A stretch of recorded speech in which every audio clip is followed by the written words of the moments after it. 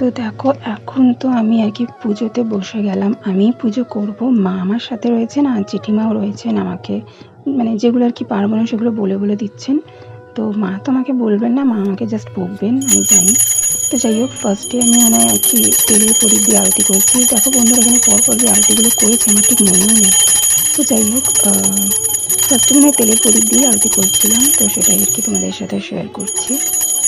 তারপরে আর কি সুগন্ধি ধূপ দিয়ে আরতি করেছিলাম গোপাল সোনাকে। পরপর আরতিগুলো মনে মনে করতে হবে, আর অবশ্যই ওই গোপালের ওম ভগবতে বাসুদেবায় নমঃ ওই মন্ত্রটা তো বলতেই হবে।